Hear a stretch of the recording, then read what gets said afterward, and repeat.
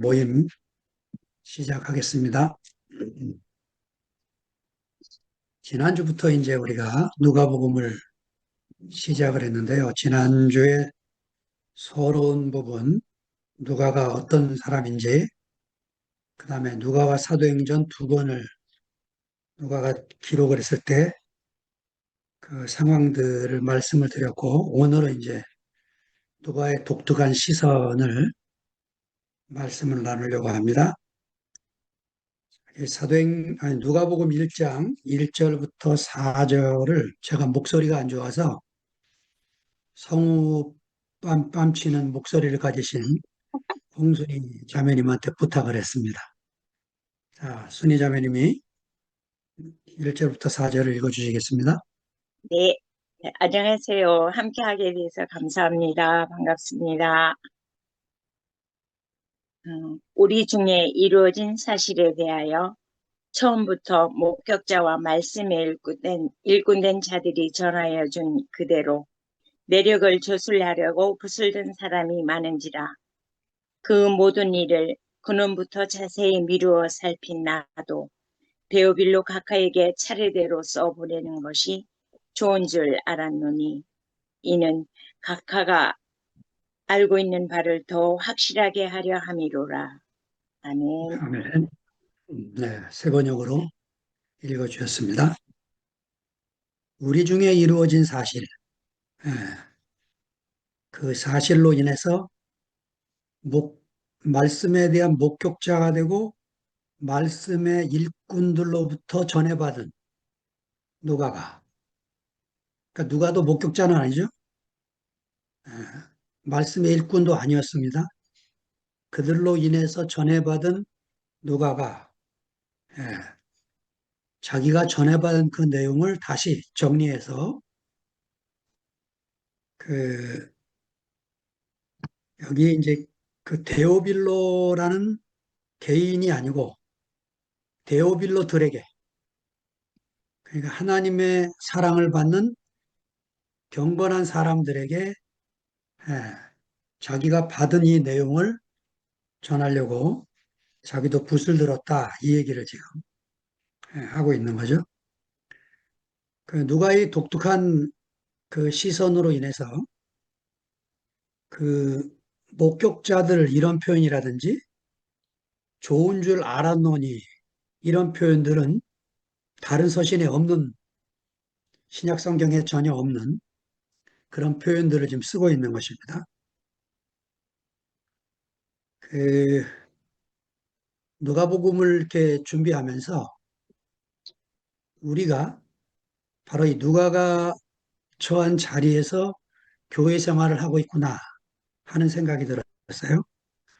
우리는 예수님 시대의 목격자들도 아니고 예수 시대의 사도들이 전해준 말씀을 받은 사람도 아닙니다.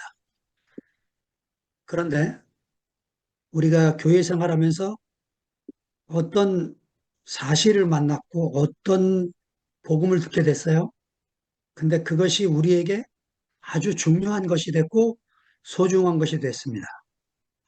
그래서 이 무더위에도 매일매일 이 줌에서 떠나지 못하고 저녁 8시만 되면 이렇게 앉아서 예, 형제들의 말씀을 듣고 간증을 듣는 이런 자리에 있게 된 거죠.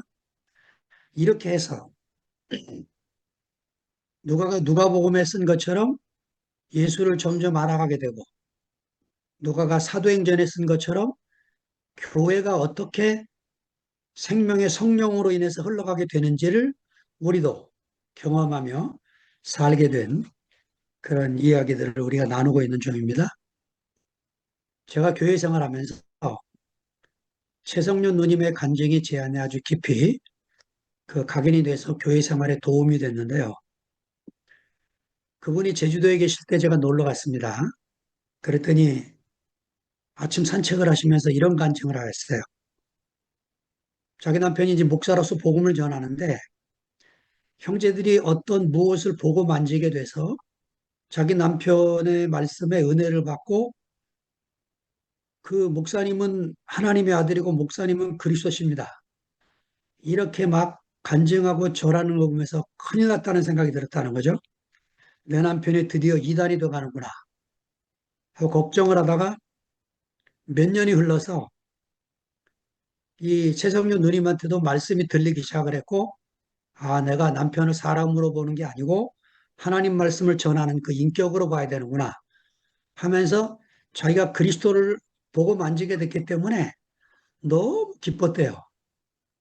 그런데 이상한 현상은 그렇게 그 말씀이 들려서 좋아하고 기뻤으면 교회 다른 자매들과 이렇게 하나로 짜여져야 되는데 안 되더래요, 또. 그래서 또 한 10년이 흘렀대요. 흘러서 어느 날 교회가 당신에게도 보이게 돼서 아, 이게 교회구나 하고 알게 되면서 몸으로 짜여지게 되는 경험을 하게 됐다고. 자기는 잘 이렇게 말씀을 못 알아들어서 세월을 한 20년 가까이 보냈다는 간증을 저를 위해서 하는 그 얘기를 들으면서 아, 이 몸의 생활이 단번에 이루어지는 게 아니고 이렇게 교회 생활 안에서 내가 말씀을 통해서 주님의 어떠하심을 계속 맛보는 이것이 어느 날 몸으로 드러나고 건축이 되는구나 하는 걸 알게 됐고 저도 똑같이 처음에 일산에서 형제들과 함께 살면서 몸으로 짜여지는 그 과정을 저도 한 지체가 돼서 그, 그 과정 속에 있게 됐고 다시 이 홍성 땅에 내려와서 여기 있는 홍성 식구들과 함께 또 몸으로 또 짜여져 가는 과정을 지금 겪고 있습니다. 다른 게 하나 있다면 홍성에서는 제가 말씀을 전하는 형제로 산 게 아니고 그냥 간증하는 형제로 살았고 여기 홍성에 내려와서 제가 말씀하는 형제로 살게 되면서 이 말씀하는 자리가 얼마나 중요하고도 무거운 직책인가를 시간이 흐르면서 더욱 느끼게 되고 모든 생명체가 살려고 하면 샘물이 터져야 되죠. 샘이 없는 곳에 생명체가 모이지 않습니다. 홍성 땅에 하나님이 은혜를 주셔서 작은 샘이라도 터지게 해주셨고 이 작은 샘물이 흘러서 몇몇 안 되는 형제자매들이 모여서 즐거운 교회 생활을 할 수 있는 은혜를 누리고 있습니다. 자, 오늘 누가의 독특한 시선을 다섯 부분을 제가 말씀드리려고 하는데요. 첫 번째는 성령에 대한 말씀이 누가와 사도행전 안에 총 107번, 굉장히 많은 숫자죠. 누가가 이렇게 성령의 그 역사에 대해서 성령의 일에 대해서 이렇게 많이 쓰게 된 것은 본인도 바로 성령의 역사 가운데 포함된 사람이었기 때문에 이렇게 많이 기록을 한다고 여겨집니다. 그 푸뉴마 영으로만 쓰일 때가 있고 하게오스 푸뉴마 홀리 스피릿 성령으로 쓰여질 때가 있어요. 근데 우리 번역에는 이게 이제 정확하게 그 구분되어 있지 않아서 영으로 표현된 것이 성령으로 표현되기도 하고 이런 일들이 이제 있는데 아무튼 총 그 누가복음 안에 38번이나 이 성령에 대한 표현이 나올 정도로 그렇게 많은 기록이 되어 있습니다. 사도행전은 더 많은 69번이나 그렇게 표현되어 있어서 마태, 마가, 요한을 다 합친 것을 합쳐도 누가복음 한 권이나 사도행전 한 권을 감당할 정도로 그렇게 누가가 성령의 역사를 많이 기록을 하고 있습니다. 자, 그 예수님의 생애를 그리면서 누가는 예수님은 처음부터 승천하실 때까지 성령의 이끌림을 받고 살았다고 증거하고 있는 거죠. 처음에 예수님은 성령으로 잉태되신 분이라는 거예요. 그 누가복음 1장 35절에 보면 마태는 남편 요셉에게 주의 사자가 꿈에 나타나서 그 아내 마리아가 임신한 것이 성령으로 된 것이다라는 걸 전해 주었다고 기록을 하고 누가는 천사가 아내 마리아에게 나타나서 성령이 내게 임하시고 지극히 크신 높으신 이의 능력이 너를 덮으리니 네가 낳은 아들은 하나님의 아들이고 그 성령으로 태어날 아들인 것을 고지해 주었기 때문에 에, 그렇게 그런 일이 벌어지게 됐다는 것을 누가가 기록을 합니다. 이렇게 마가나 마태가 갖지 못한 정보를 누가가 얻게 돼서 이런 놀라운 소식을 우리에게 전해 주어서 우리가 복을 누리게 됐습니다. 성령으로 잉태되신 예수님이 성령으로 또 사역을 시작하셨다. 3장 22절에 보면 침례를 받을 때 성령이 임하셨고 4장 1절에 보면 마귀에게 시험을 받으러 가실 때 성령의 이끌림을 받았고 4장 14절에는 그가 갈릴리에서 사역을 시작하실 때 성령의 능력으로 시작하셨다. 이렇게 기록을 하고 있습니다.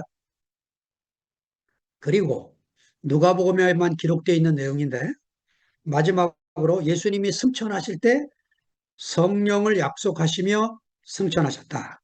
내 아버지의 약속대로 성령의 능력이 올 때까지 이 성에 유하라 하는 말씀을 누가복음 24장 마지막 장 49절에 남기시고 승천하셨다 이렇게 기록을 하고 있습니다. 제가 중요한 세 부분만 여러분에게 소개를 했습니다. 자, 사도행전에 보면 69번이나 성령의 이야기를 기록을 하는데 예수님이 성령으로 잉태해서 성령으로 사역을 하셨던 것처럼 교회도 성령으로 시작되었다는 거죠. 자, 사도행전 2장 1절부터 4절을 홍순희 자매님이 읽어 주시겠습니다.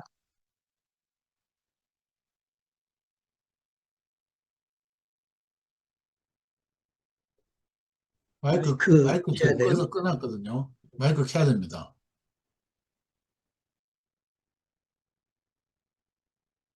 네, 됐습니다.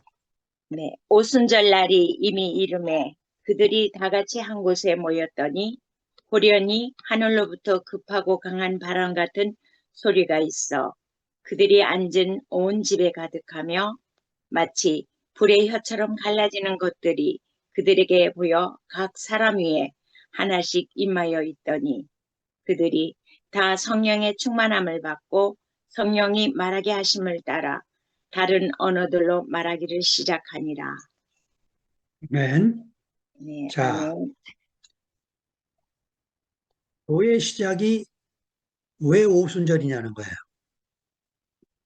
그 오순절 날, 그 오순절은 어떤 날이냐면 예수님이 십자가에 달리신 날이 6월절입니다.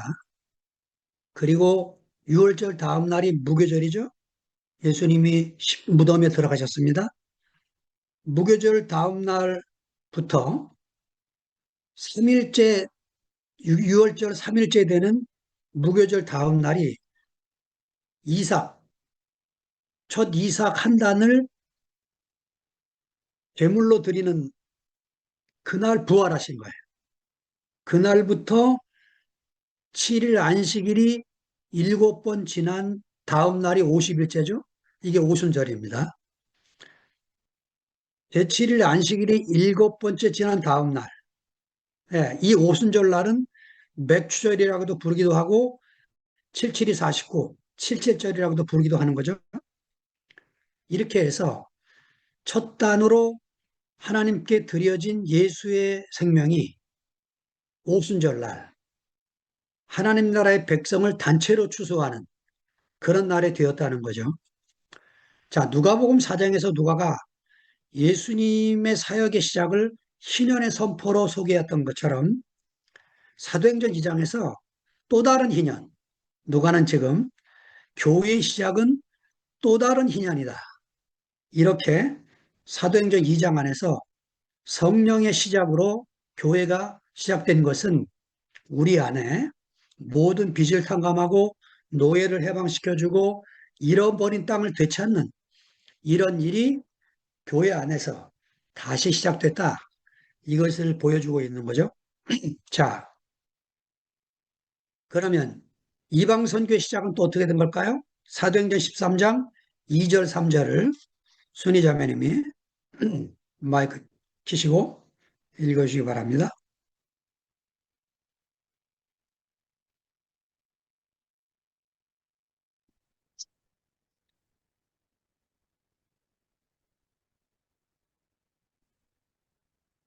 주를, 주를 섬겨 금식할 때에 성령이 이르시되 내가 불러 시키는 일을 위하여 바나바와 사울을 따로 세우라 하시니 이에 금식하며 기도하고 두 사람에게 안수하여 보내니라. 아멘. 아멘. 자, 이방 선교의 시작을 위해서 성령께서 그 금식 중에 있는 아, 그 안디옥 교회도 그렇고 예루살렘 교회도 개인 지도 체제가 아니고 집단 지도 체제였습니다. 유대 예루살렘 교회도 사도들로 인한 집단 지도 체제였고 수리아 안디옥 교회도 사도들로 인한 그 집단 지도 체제로 이루어지고 있었고 그중에 바나바와 사울을 따로 구분해서 세우라고 성령이 지시해서 그들이 따로 세우게 됐고 안수해서 이방 선교의 시작을 하도록 파송을 하는 일이 벌어지게 되는 거죠. 그러니까 하나님의 교회 안에서 복음 전파가 외부로 전해지고 해외로 전해지는 것도 성령께서 이끄시는 것이지 우리의 노력으로 되어지는 게 아니라는 거죠. 자, 세 번째, 선교의 방향. 예, 사도행전 16장 6절부터 10절 읽어주시겠습니다. 네, 펴져 있어요. 네, 6절. 성령이 아시아에서 말씀을 전하지 못하게 하시거늘 그들이 부르기아와 갈라디아 땅으로 다녀가 무시아 앞에 이르러 비두니아로 가고자 했으되 예수의 영에 허락하지 아니하시는지라.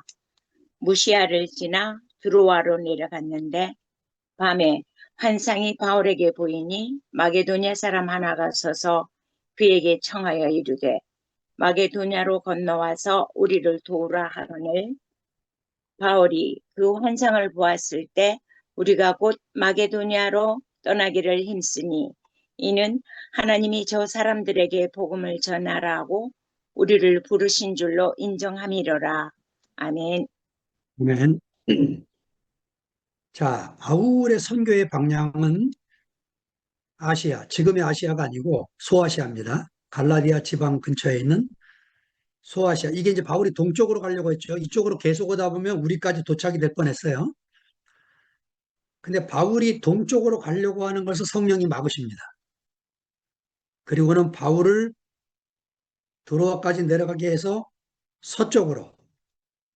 그래서 바울이 꿈을 꾸는데 도냐 사람 하나가 꿈에 우리를 도와달라고 손짓하는 것을 보고 아, 하나님의 성령이 저쪽으로 보내시려고 하는구나 하고는 그 길을 따라 갔다는 거죠.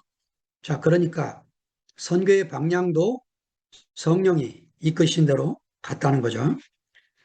자, 마지막으로 로마 행도 사실은 사도행전 19장 21절에 보면 바울이 예루살렘을 들어가면서 로마도 가야겠다고 생각을 했고 23장 11절에 가니까 예수님이 주님께서 나타나셔서 담대하라. 내가 예루살렘에서 나의 일을 증거한 것 같이 로마에서도 증거해야 될 것이다. 이렇게 확증을 해 주신 거죠. 예. 그러니까 로마에서 바울이 사역을 마치게 되는데 그 사역이 마치게 되는 그것도 성령의 이끄심이었다는 거죠. 이렇게 그 오순절날 급하고 강한 바람 같은 소리, 그 다음에 불의 혀가 갈라짐 같은 그런 역사의 성령이 임하심으로 말미암아 예, 뭐가 벌어졌습니까? 성령의 충만하심을 받고 성령이 말하게 하심을 따라 그들이 방언을 시작을 했는데 오순절날 축제를 즐기기 위해서 메데 파사 전 지역에서 로마에까지 15개 국가에서 모인 사람들이 그 방언의 소리를 들었는데 자기네 나라 말로 다 듣게 됐다. 이게 뭔 얘기를 하려고 하는 겁니까? 예. 창세기 11장에 언어가 바벨탑을 쌓다가 언어가 혼잡해져서 다 갈라지게 됐던 그 사건이 사도행전 2장에 와서 성령의 강한 역사로 말미암아 언어가 하나로 통일돼서 교회가 드디어 나타나게 됐다. 예. 마침내 드러난 몸, 예. 그런 몸이 나타나게 됐다. 이런 얘기를 지금 하고 있는 거죠. 그러니까 교회 안에서 언어가 통일이 안 되고 갈라지기 시작한다. 그러면 이제 또 흩어지게 되는 거죠. 예, 언어가 중요합니다. 이 언어를 우리가 같이 공유하고 그 개념화 시키는 이 일들을 계속해 나가는 게 도움이 되는 거죠. 자, 소외된 사람들을 보면 누가는 아주 따뜻한 시선으로 예, 그 당시에 그 사회 안에서 그 변방에 머물러 있는 사람들을 예수님이 만나서 회복시키는 그런 사건들이 나오는데 특별히 첫 번째 여성들인데 랍비들이 일상적인 기도가 이런 거래요. 나를 노예나 이방인이나 여자로 태어나지 않게 하신 하나님께 감사드립니다. 여성의 인권이 완전히 무시됐던 사회에 주님이 그런 여인들을 찾으러 다니시는 과정이 나옵니다. 그 중에 이제 누가복음에 나오는 병자 중에 이 7장 11절부터 17절에 보면 나인성 과부를 만나세요. 예수님이 일부러 만나러 간 게 아니고 마을을 지나가다가 나인성 과부의 외아들, 누가복음이 이 외아들을 강조합니다. 하나밖에 없는 아들이 죽어서 시체를 관에다 메고 나가는 것을 보고 예수님이 정지를 시키고 그 죽은 아들을 살려서 일으킵니다.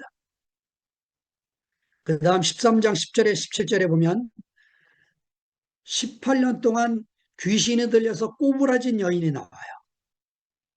이 여인을 예수님이 한수로 치료하시는 그런 일이 나옵니다. 이렇게 여성들의 그 소외된 여성들뿐만 아니고 병자들 14장이나 17장 특별히 마지막에 보면 문둥병자 10명을 예수님이 치료하시는 그런 사건이 나옵니다. 세 번째, 이 부정한 자들이 나오는데 그 5장에는 12절부터 16절에 문둥병을 치료하시고 10장 25절부터 37절은 예수님이 누가 내 이웃입니까? 이렇게 물었을 때 비유를 드실 때 선한 사마리아 사람, 착한 사마리아 사람 비유를 드시는 거예요. 이거는요, 그 시대 사람들한테 충격이었어요.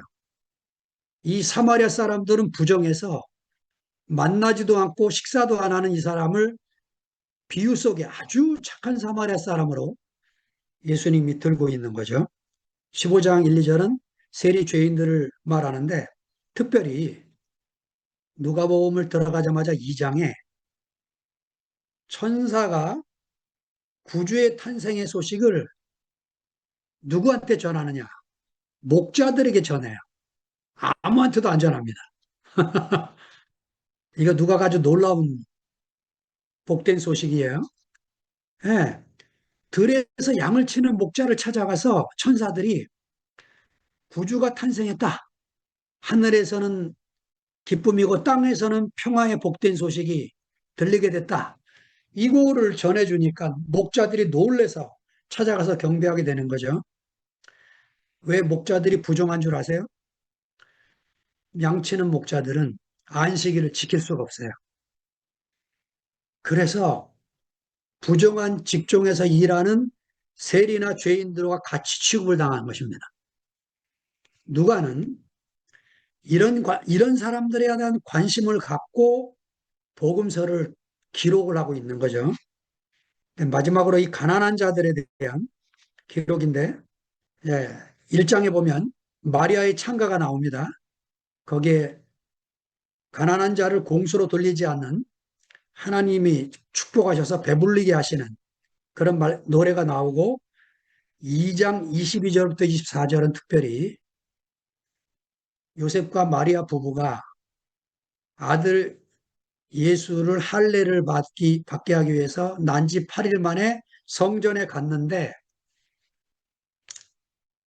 송아지나 어린 양을 못 드려서 비둘기 한 쌍을 드리는 광경이 나와요. 아주 가난한 사람이 제물로 드릴 수 있는, 예, 어린 방구를 드리는 과정입니다. 그 다음에 6장 20절에 보면 마태복음은 산상수훈에서 심령이 가난한 자는 복이 있나니 이렇게 시작을 하는데, 누가는 그거를 가난한 자는 복이 있나니로 고칩니다. 심령이 가난한 게 아니라 진짜 경제적으로 가난한 사람도 복이 있다는 거예요. 이렇게 가난한 자들에 대한 따뜻한 시선을 갖고 누가가 복음을 기록을 하고 있습니다. 14장 12절부터 14절에 보면 예수님이 너희들이 잔치가 있거나 집에 식사를 초대할 때 가난한 자들과 병자들을 초대하라는 거예요. 이거는 유태인들에게 말이 안 되는 소리입니다. 유태인들은 절대로 이런 사람들하고 식사를 안 해요. 예수님은 당시의 관념에 혁명적인 이야기들을 지금 하고 계시는 것입니다. 우리도 우리의 식사 초대에 이런 사람들과 할 수 있는 경계와 벽이 허물어지고 생명의 성령의 능력의 역사로 우리의 관념이 더 커져서 하나님 나라의 잔치에 들어오지 못하는 사람이 없는 그런 나라가 되어지도록 성령이 이끌리심을 받아야겠죠. 자, 기도가 나오는데요. 예수님이 기도 장면이 누가복음에 유달리 많이 수록이 되어 있습니다. 시간이 없으니까 여러분들이 하나하나 찾아서 보시기 바라고, 하여튼 예수님이 침례 받으실 때부터 기도로 받으시고, 예, 그 사역 전체가 기도로 하시고, 마지막 십자가에 죽으실 때에도 마가처럼 비참하게 돌아가신 게 아니고, 예, 이렇게 기도하십니다. 아버지여 저희를 사하여 주옵소서. 자기가 하는 일을 모르고 있습니다.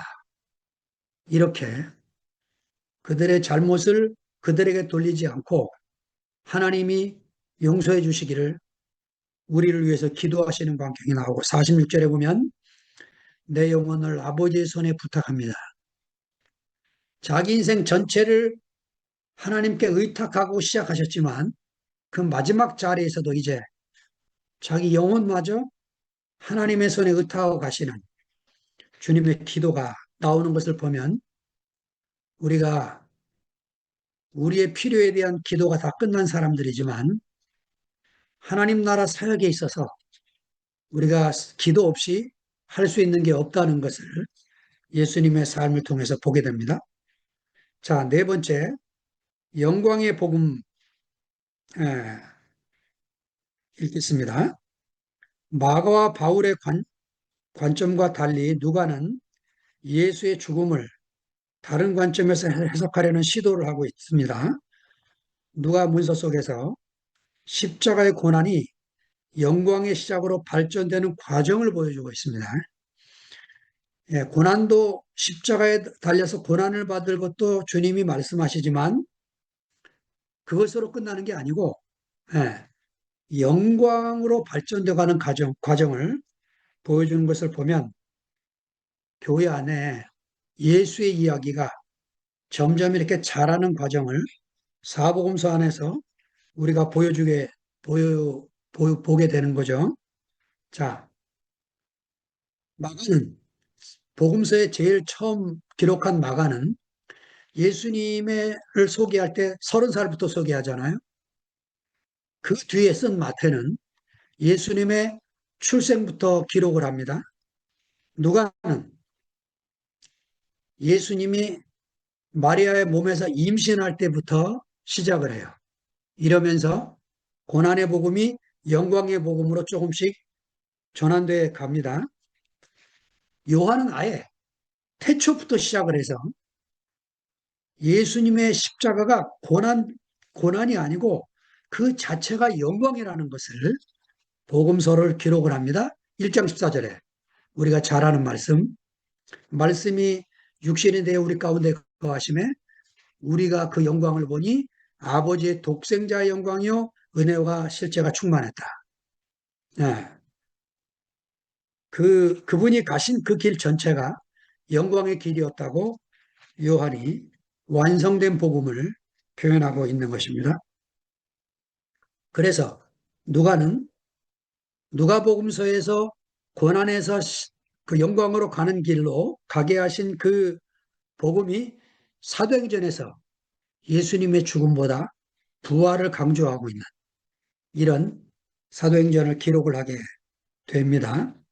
사도행전 1장 22절에 보면 그 12사도 중에서 가룟 유다가 빠졌기 때문에 그 투표로 제비뽑기를 하기 전에 베드로가 기도를 하는데 뭐라고 기도하냐면 예수의 부활을 증거할 사람을 뽑으려고 하오니 하나님께서 우리를 인도해 주시기를 바라는 그런 기도를 바칠 때 그들이 복음을 증거할 때 예수의 죽으심과 부활 이것이 핵심이었다는 것을 우리가 알게 됩니다. 그래서 뽑은 사람이 마띠아예요.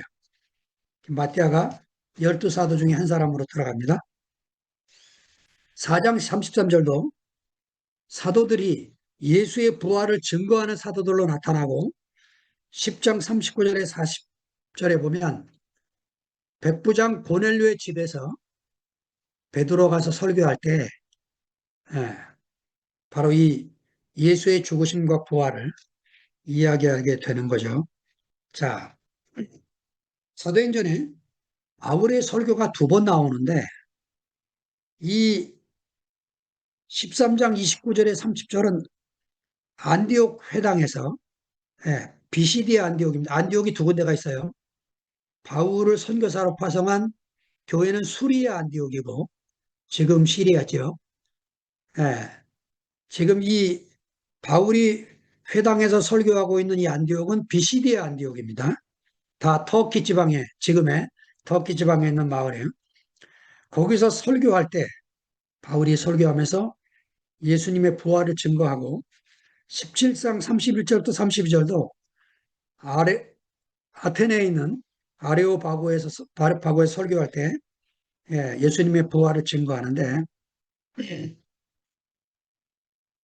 우리가 전하는 복음의 핵심이 무엇인가를 우리가 신약 성경을 읽으면서 두 가지 기둥이죠. 예수의 죽으심이 우리를 대신한 것이고 그 죽으심 안에 우리를 포함시키시기 위해서 그분이 부활하셨고 성령으로 우리에게 다시 오셔서 예수의 죽음이 내 죽음이 되게 해서 주님의 운명과 내 삶이 연합이 되는 이 길로 우리가 이끌림을 받고 있기 때문에 우리가 이 복음의 핵심과 조금 다른 것들은 그것 때문에 논쟁하거나 경계를 걷거나 이럴 일이 없어도 된다라는 생각을 하게 되는 것입니다. 자, 그 승천의 복음을 보겠습니다. 누가복음만 복음서 중에서 유일하게 예수의 승천을 언급하고 있습니다. 마가복음도 마태복음도 요한복음도 승천에 대한 이야기가 없어요. 누가복음만 특별히 누가복음 9장 51절에 보면 이렇게 씁니다. 예수께서 승천하실 기약이 차감해 예루살렘을 향하여 올라가시러 굳게 결심하시고 그러니까 예루살렘에 올라가는 목적이 다른 복음서들하고 달라요. 고난받기 위해서 올라가는 게 아니고 승천하기 위해서 올라가는 겁니다. 예.